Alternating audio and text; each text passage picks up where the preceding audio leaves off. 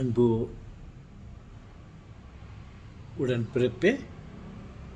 உடன்பிறப்புகளே, உங்கள் அனைவருக்கும் எனது தாழ்மையான வணக்கங்கள். நான் இந்த உரையை ஆரம்பிப்பதற்கு முன்பு சில உறுதிமொழிகள் நான் சொல்ல ஆசைப்படுகிறேன்.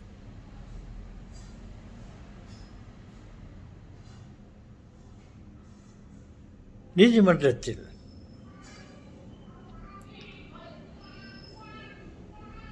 நாம் உறுதிமொழி கொடுக்கிறோம்.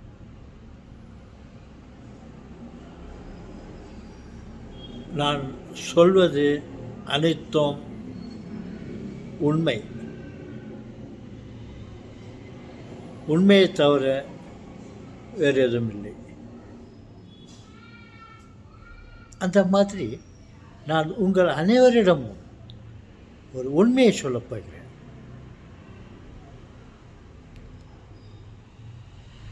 எல்லாம் வல்ல இறைவனின் ஆணை, நான் சொல்ல போவது யாவையும் உண்மை சத்தியம். நான் சொல்ல போவது சத்தியம். சொல்லுங்க, என்ன சத்தியம்? என்ன சத்தியம் சொல்ல போறீங்க?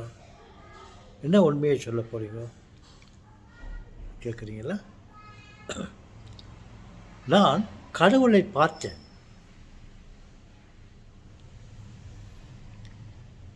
என் 2 கண்களால் உண்மை கடவுளை நான் பார்த்தேன்.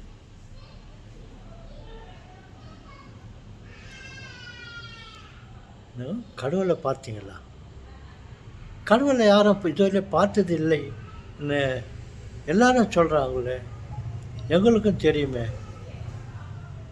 அது எப்படி நீங்கள் கடவுளை பார்த்து சொல்கிறீங்க?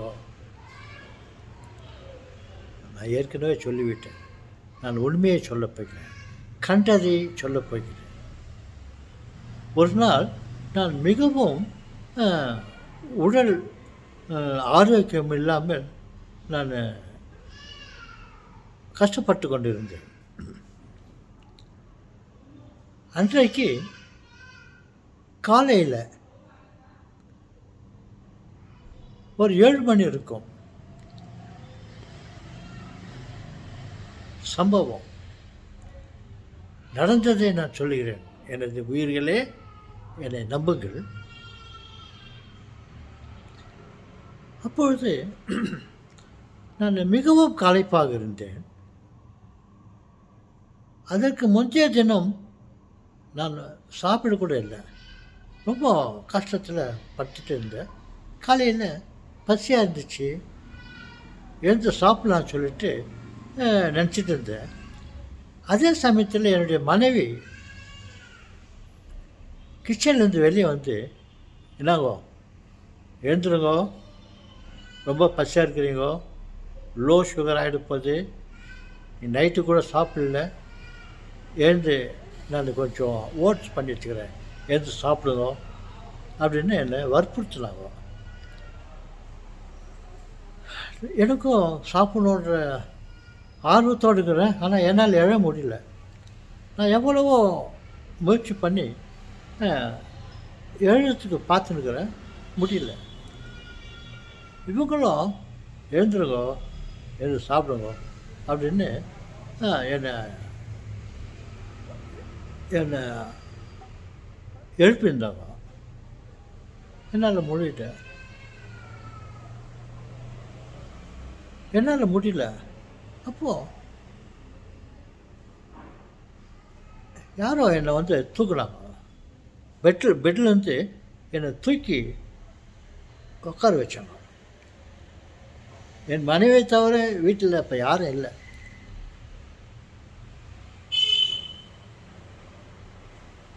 அப்போது யார் இது பார்த்தா என்னை அழகாக என்னை ரொம்ப சலீஸாக என்னை தூக்கி உட்கார வச்சார். நான் அவரை பார்த்தேன். யார் இவர் நேரத்துக்கு வந்து என்னை தூக்கி உட்கார வச்சார் சொல்லிட்டு அவரை பார்த்து அப்புறம் சரின்ட்டு உக்காந்துட்டேன். உக்காந்துட்டு எழுந்து அடுத்த ரூமு பெட்ரூம்லேருந்து அடுத்த ரூமில் போயிட்டு அங்கே டேபிளில் சாப்பாடு இருந்துச்சு. என்னை கிச்சன்லேருந்து கூப்பிட்டுருந்தாங்க.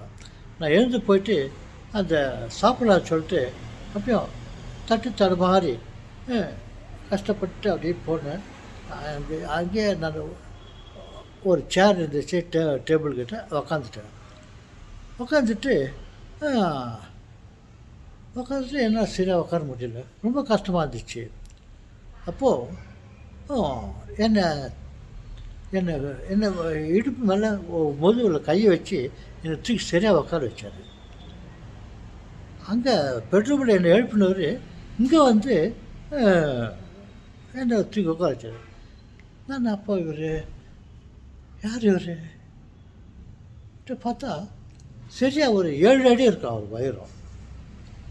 எப்படி 7 அடி சொல்கிறீங்கன்னாக்கா, இந்த டோர்ஸு சைஸு இந்த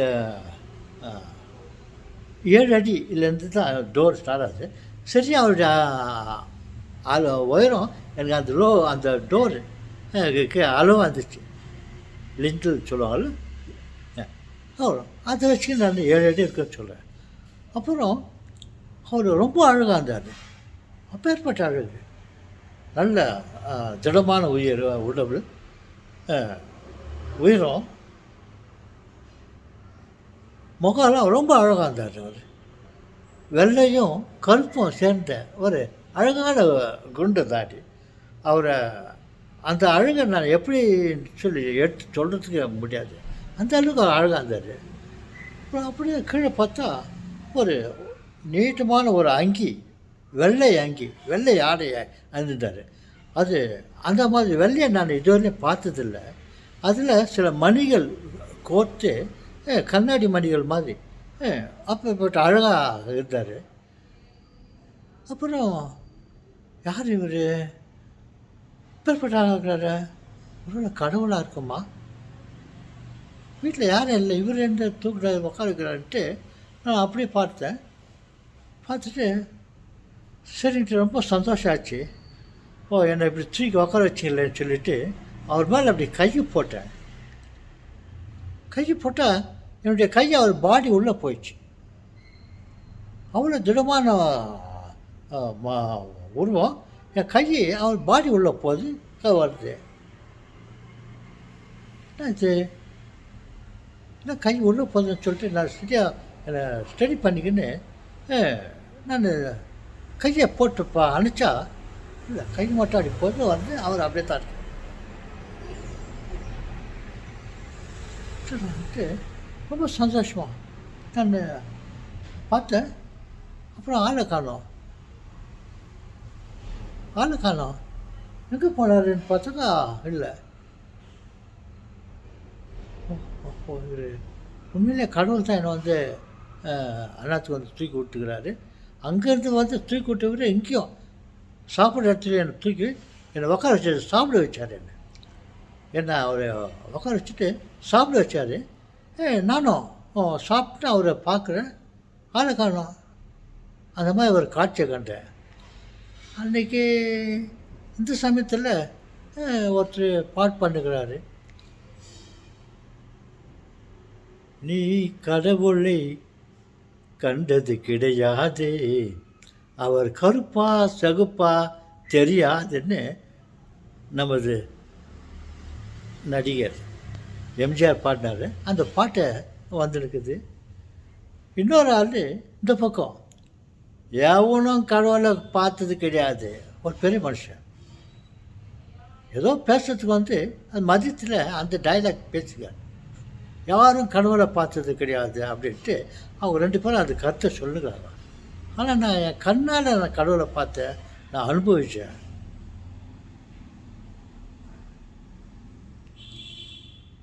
என்னுடைய உண்மையான எனக்கு நடந்த விஷயத்தை சம்பவத்தை உங்களுக்கு சொல்கிறேன்.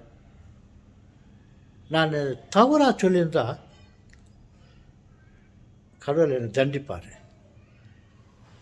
ஓகே, நம்புங்க. ஆனால் நான் கடவுளை பார்த்தேன். எல்லாம் சொன்னாங்க கடவுளை பார்த்தது யாரும் இல்லை, யாரும் கடவுளை பார்த்ததில்லை. அது எப்படி எனக்கு கடவுள் காட்சி அளித்தார்? ஆனால் ஆசா தூக்கி உட்கார வச்சேன்னு சொல்லிட்டு நண்பா அவர் பார்த்து அவருக்கு ஆறுதலாக ஒரு நன்றி சொல்கிற நன்றி மனப்பான்மையோடு நான் அவர் மேலே கை போட்டால் கை அவர் பாடி உள்ள போதே வருது. இது உண்மையான சத்தியமான பேச்சுங்க. நான் உங்கள்கிட்ட பொய் சொல்கிறதோ தேவையில்லை. ஏன் உங்கள்கிட்ட நான் பொய் சொல்லணும்? ஓகே, வணக்கம்.